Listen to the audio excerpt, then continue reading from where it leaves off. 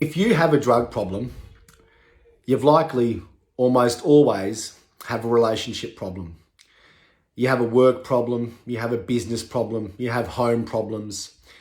Your life is basically a calamity of problems.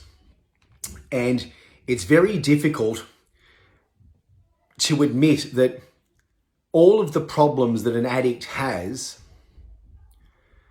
are all related from the drugs. Now, this is something that is good. Now, why would I say it's good? Well, because your relationship, your business, your job, your family, that's 4 problems. And you can solve 4 problems by eliminating one. And I think that's good. If you have a series of problems that could all be solved by acknowledging one, that's a good thing. That's value.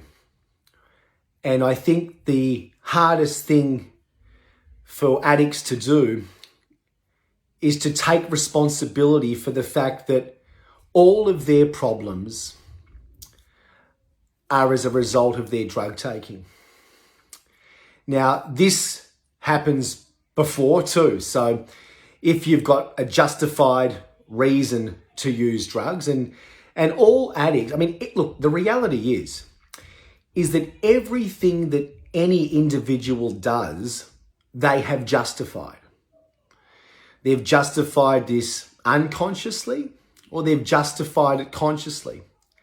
And justifying things consciously is of the utmost importance. You have to understand why you justify doing what you do.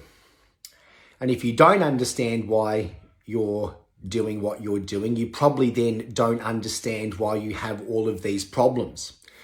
And it's very easy when you don't understand is to start pointing fingers at things and people that generally, in most cases, aren't the source of the problem. But really, this message tonight is to remind you that if you have a drug problem, it's a good thing. It's a good thing. You have to acknowledge it first. And the best thing about acknowledging that drug problem is that all of your other problems can be resolved by solving that one. It's something to think about. It's something to talk to yourself about, reflect on. Did the reason my marriage failed, was it because of drugs? Is my relationship so bad because of drugs? Did I lose my job because of drugs? Am I unhealthy because of drugs? Do I keep missing opportunities because of drugs? Do I keep letting myself down because of drugs?